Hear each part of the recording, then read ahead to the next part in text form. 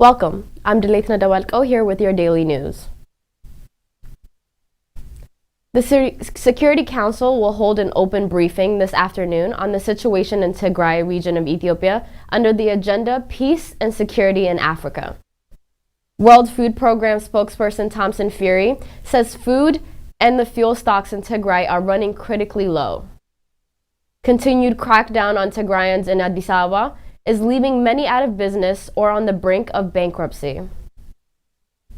Ethiopia's government has used the country's flagship commercial airline to shuttle weapons to and from the neighboring Eritrea during the current civil war. The Security Council will hold an open briefing this afternoon on the situation in Tigray region of Ethiopia under the item and agenda Peace and Security in Africa. According to Security Council report, Secretary General Antonio Guterres is expected to give this brief. This meeting is likely to focus on the worsening humanitarian and security conditions in the northern part of Ethiopia. OSHA reported as of the 4th of October, 5.2 million people in Tigray required food assistance, of whom 400,000 living in famine-like conditions. Guterres and several members are also expected to underscore the serious concern at the expulsion of 7 UN officials. During today's meeting, council members may emphasize the need for the government to begin sustained negotiations toward a ceasefire and political solutions to the conflict, while also renewing their calls for unfettered humanitarian access. This meeting will be the 10th time that council members have discussed the situation in Ethiopia since the crisis erupted in Tigray region in November of 2020. It was requested by Estonia, France, Ireland, Norway, the UK, as well as the United States. A representative of the Ethiopian government is also likely to participate. Security Council report is non-for-profit body with the mission to advance the transparency and the effectiveness of the UN Security Council, and it is supported by the Carnegie Corporation in over 24 countries. World Food Program spokesperson Thomson Fury says food and fuel stocks in Tigray are running critically low. He made the remark during the briefing in Geneva on Tuesday regarding the humanitarian situation in Tigray, which he implied has become increasingly dire, and here's the footage. The combined needs of the humanitarian sector mean that 100 trucks need to be arriving daily to provide full food baskets of cereals, pulses, and vegetable oil to 210,000 people a day. Fuel stocks in Tigray are running critically low, and fuel is vital to keep operations running and facilitating the movement of humanitarian aid into and across the region. We need 200,000 liters of fuel entering Tigray each week to keep operations running. World Food Program spokesperson Thomson Fury says the food and the fuel stocks in Tigray are running critically low, as I said. According to the latest reports from the United Nations Office of the Coordination of Humanitarian Affairs, over 400,000 people are living in famine conditions. 79% of pregnant and lactating women screened over the course of a week were found to suffer from acute malnutrition, and only 11% of the humanitarian supplies needed in the region have actually been delivered since the 12th of July. In a related development, the European Union has said it will be the forefront of the efforts to address the humanitarian crisis through appropriate measures and the belligerent forces obstructing provision of humanitarian aid. Michelle Gavin, Ralph Bunche Senior Fellow for African Policy Studies at the Council on the Foreign Affairs Relation on Monday wrote a scathing criticism of Abiy Ahmed's policy of starving people to death. Quoted, "In the propaganda hothouse that has been constructed around the Tigray conflict, strange transformations abound. Humanitarian workers become enemies of the state, and somehow the right to starve citizens has become the matter of national pride." End quote. Gavin said delivery of the medical supplies to Tigray is prohibited by the Ethiopian government, as is the delivery of fuel, making the distribution of the aid that does make it into the region extraordinarily difficult. She added commercial goods are blocked from entering the region as well, leading to scarcity and soaring prices for basic goods. The zone of crisis has expanded along with the conflict neighboring Afar and Amhara region, placing millions of Ethiopians in peril. A report by Sky News on the 5th of October said thousands of troops were observed near the city of the Dese in the northern Ethiopian region of Amhara, giving rise to the concerns of the imminent new offensive of the federal government. Sky News Africa correspondent John Sparks reported from the area near the front line, saying thousands of troops of Ethiopian National Defense Force were heading north as they prepare for the new engagement with the Tigray Defense Force. Quoted, "We saw dozens of trucks, tanks, armored personnel, carriers parked by the side of the road, and clearly the ENDF is preparing for new engagements. We saw thousands of troops using and training on the gravel roads, which branch off on the A2." End quote. Many are expressing their concerns that Abiy on Monday held a lavish coronation ceremony amidst man-made famine that is claiming the lives of hundreds of children on a scale not seen since the coronation of Emperor Haile Selassie almost 100 years ago. The Sky News reporter says locals told him that most village residents had fled from Tigrayan forces and reached Orogai village near Dese, but claimed that Tigrayan fighters killed a number of elderly people who had held and been unable to run. Tigray Communications Affairs Bureau has said and described the allegations in the places like Orogai as totally wrong and called for an independent investigation.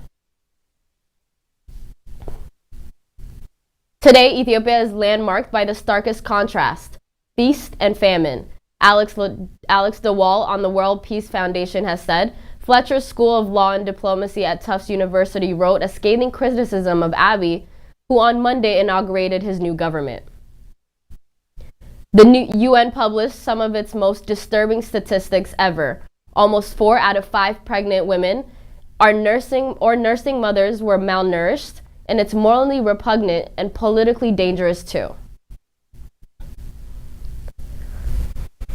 The UN Secretary General Antonio Guterres said he was shocked by the expulsion, but he should not have been surprised.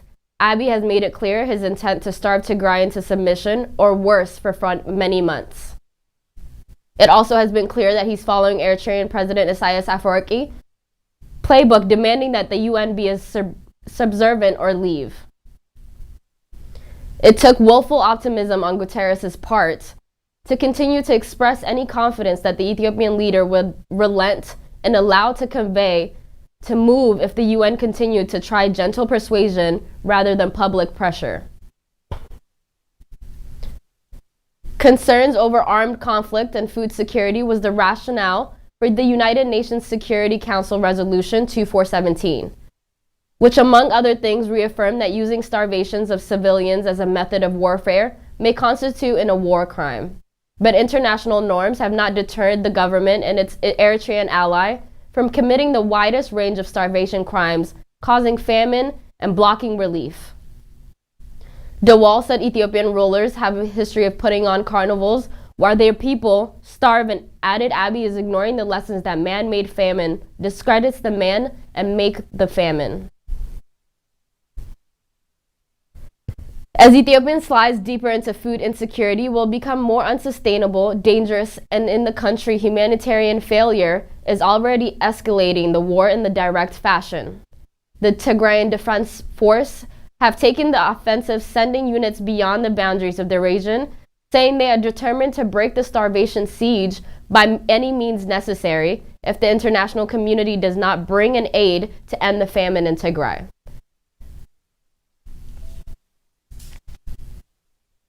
Ethiopia's government has used the country's flagship commercial airline to shuttle weapons to and from the neighboring country of Eritrea during the civil war.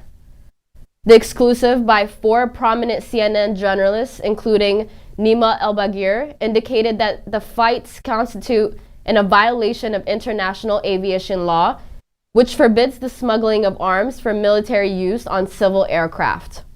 Timnit Bairu will represent the CNN report. Cargo documents and manifests seen by CNN, as well as eyewitness accounts and photographic evidence, confirm that arms were transported between Addis Ababa Bole International Airport and airports in the Eritrean cities of Asmara and Massawa in November 2020. Experts said the flights would constitute a violation of international aviation law, which forbids the smuggling of arms for military use on civil aircraft. Atrocities committed during the conflict also appear to violate the terms of a trade program that provides lucrative access to the United States market from which Ethiopian Airlines has greatly benefited. Ethiopian Airlines is a state-owned economic powerhouse that generates billions of dollars a year, carrying passengers to hubs across the African continent and all over the world. Ethiopian Airlines is also a member of the Star Alliance, a group of some of the world's top aviation companies. Ethiopian Airlines previously issued 2 denials about transporting weapons.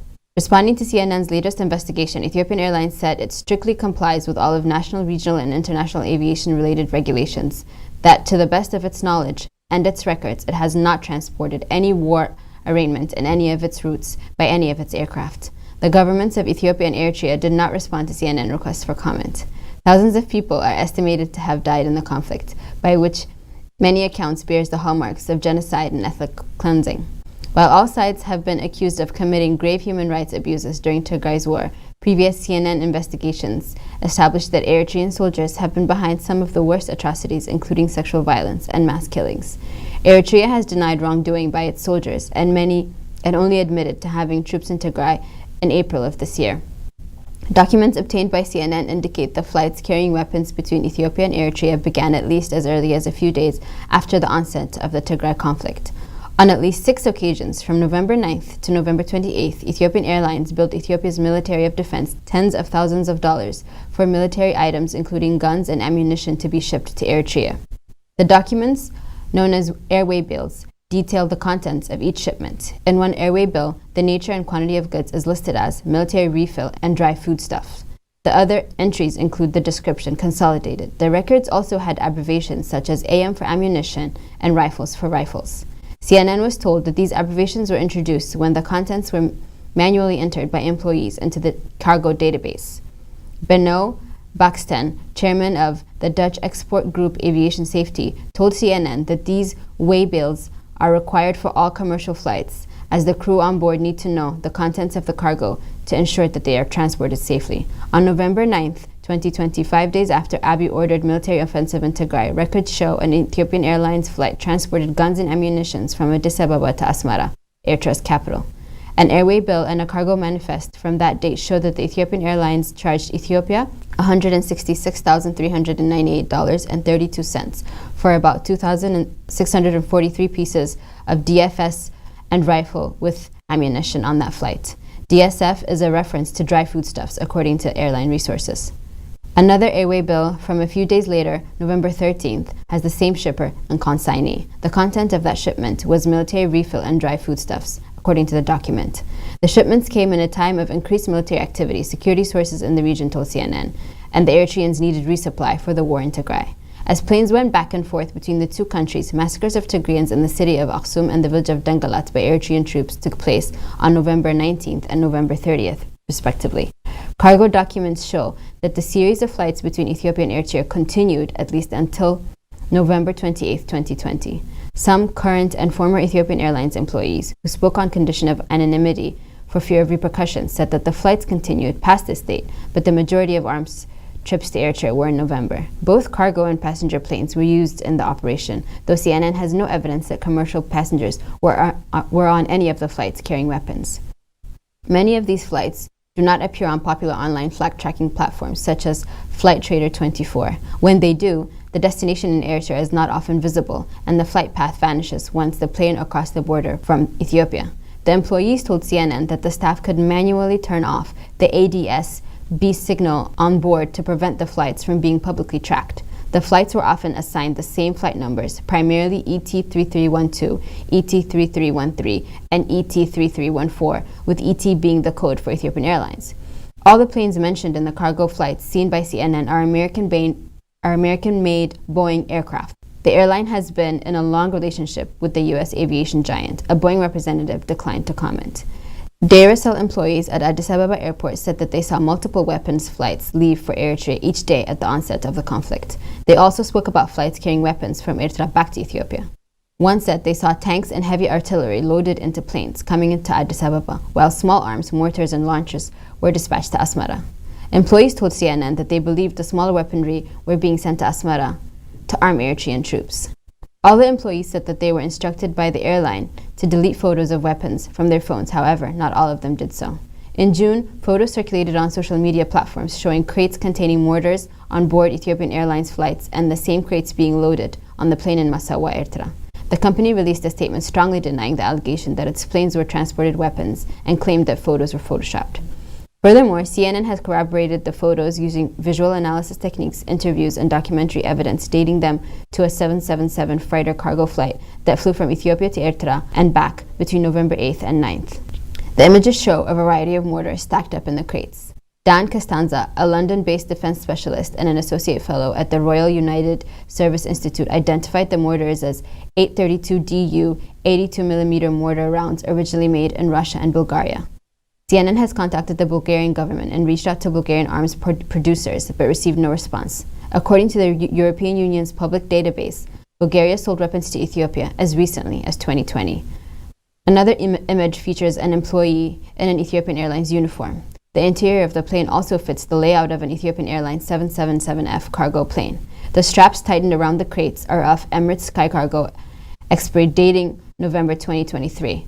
Since these particular types of cargo straps, TSO C172, have a lifespan of 3 years, they would have been used in November 2020 at the earliest. CNN has confirmed these Emirates cargo straps have been used on other Ethiopian Airlines flights. Emirates Sky Cargo told CNN that its straps may be coincidentally mixed with other airlines by ground handlers who are third-party contractors and may be used to secure cargo transported on other aircraft. A representative for TSO C172 cargo straps manufacturer AmSafe Bridport declined to comment. CNN has learned that the cargo plane in question took off on November 8th from Addis Ababa, empty before landing in Massawa, where local workers were tasked to manually loading it with a variety of weapons, including these mortars. A cargo manifest from that day, seen by CNN, confirms the flight was empty when it reached Massawa. A screenshot from the Ethiopian Airlines internal database taken by an employee and sent to CNN reveals that a flight on November 8th to Massawa that is hidden from flight tracking sites. The weapons were then dropped to Bahir Dar, Ethiopia, before the aircraft reached to Addis Ababa on November 9th. Several aviation experts CNN spoke to on these flights said Ethiopian Airlines appeared to be in violation of the Convention of International Civil Aviation, commonly known as the Chicago Convention, which prohibits commercial carriers from transporting munitions of war or implements of war. Pablo Mendez de Leon, professor of air and space law at The Hague, told CNN there are several indications that these flights were commercial flights, not military or state aircraft, including the flights that carried the commercial flight number of Ethiopian Airlines in conjunction with the fact that the airway bill has been issued. I have now arrived at the conclusion that these flights have been operated by civil aircraft falling under the terms of the Chicago Convention, Leon said, adding that CNN's findings have a lot of legal repercussions and conditions, all of which may have been met. Ethiopia's status as a regional economic powerhouse is partly dependent on Ethiopian Airlines' dominance in cargo. The country and the airline have benefited from an American trade program that provides favorable access to the U.S. market for countries that meet certain criteria. This relationship matters for both countries. In 2017, U.S. exports to Ethiopia consisted primarily of aircraft and aircraft components from Boeing, valued at more than $857 million. But a clause in the U.S. African Growth and Opportunity Act, or AGOA, stipulates that eligible nations must not engage in gross violations of internationally recognized human rights. Previous CNN investigations found atrocities committed by the Ethiopian government and its allies bore the hallmarks of genocide and ethnic cleansing. In late August 2020, U.S. Trade Representative Catherine Tai warned Ethiopia's chief trade negotiator that the ongoing violations of internationally recognized human rights in Tigray could affect Ethiopia's future of AGOA eligibility if unaddressed. On Tuesday, a spokesperson told CNN that Tai's office would conduct its next review of eligibility for AGOA in 2022, based upon compliance with standards that include adherence to internationally recognized workers' rights, rule of law, and human rights. After the review, Tai could possibly recommend that the president add or remove certain countries from the AGOA beneficiary country status. After the review, Tai could possibly recommend that the President of the United States add or remove certain countries from the AGOA beneficiary country status. Cargo documents and manifests seen by CNN, as well as the eyewitness accounts and photographic evidence, confirms that the arms were transported between Addis Ababa International Airports and in the Eritrean cities of Asmara and Massawa on board multiple Ethiopian Airlines planes in November 2020 during the first weeks of the Tigray conflict. It's the first time the weapons trade between the former foes has been documented during the war. Experts said the flights would constitute a violation of international aviation law, which forbids the smuggling of arms for military use on a civil aircraft. Atrocities committed during the conflict also appear to violate the terms of a trade program that provides the lucrative access to the United States market, which Ethiopian Airlines has benefited greatly from. Ethiopian Airlines is a state-owned economic powerhouse that generates billions of dollars a year, carrying passengers to hubs across the African continent and all over the world, and it is also a member of the Star Alliance, a group of some of the world's top aviation companies. The airline previously issued 2 denials about transporting any weapons. Responding to CNN's latest investigation, Ethiopian Airlines said it strictly complies with all the national, regional, and international aviation-related regulations, and that to the best of its knowledge and its records, it's not transported any warrant in any of its routes by any of its aircrafts. The government of Ethiopia and Eritrea did not respond to CNN's request for any comment. Thousands of people are estimated to have died in the conflict, which by many accounts bears the hallmarks of genocide and an ethnic cleansing. While all these sides have been accused of committing grave human rights abuse during Tigray's war, previous CNN investigations established that Eritrean soldiers have been behind some of the worst atrocities, including sexual violence and killings. Eritrea has denied wrongdoing by its soldiers, only to admit having troops in Tigray this spring.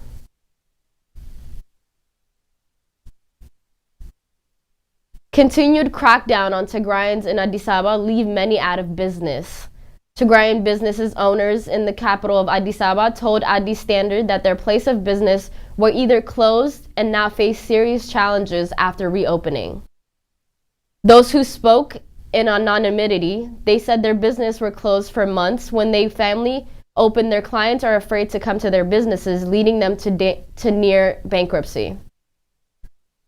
Many witness Addis Standard spoke to were fearful that publishing of their testimonies would endanger them, as they have been threatened by authorities not to speak up. One Tigrayan bar owner said his bar was closed 3 months ago. He disclosed nervously, in fear of being overheard by the people surrounding him, that he and his brother were imprisoned for a week after shutting down of his place of business. He was quoted saying, "I opened the bar with loans, and I pay those loans and the rent of the place every month. Mind you, I don't have any income, but I'm still required to pay the rent and the loans off," he said in frustration. He also said the authorities released them on the guarantee of ID cards, but still the bar remains closed, adding now 17 different businesses are shut down in the area, and pleads to get justice from the authorities who have gone unheeded. Repeated attempts to reach both Addis Ababa Trade and Industry Bureau Police Commission were to no avail. According to a report released in September 2021 by the Ethiopian Human Rights Commission, the number of complaints of closure of businesses owned by the ethnic Tigrayan residents in Addis Ababa the commission received over about 2 months has drastically increased. Ethiopian authorities since the late June 2021 have arbitrarily detained, forcibly disappeared, and committed other atrocious abuses against ethnic Tigrayans in the Ethiopian capital of Addis Ababa. Addis Standard said the authorities should immediately account for the Tigrayans who have disappeared and release those being held without credible evidence of crime and all discriminatory treatment. Between July and August, Human Rights Watch interviewed by phone 8 current and former Tigrayan detainees, 4 Tigrayan business owners, 25 relatives of detainees, witnesses to abuses, and lawyers, while also reviewing court police documents and relevant photos. HRW disclosed that on the 11th of August 2021, it sent an email to Attorney General Gideon summarizing its findings, requesting further information, but has not received a response. Thank you for tuning in, and this has been your news for the day. We'll be back tomorrow. Goodbye.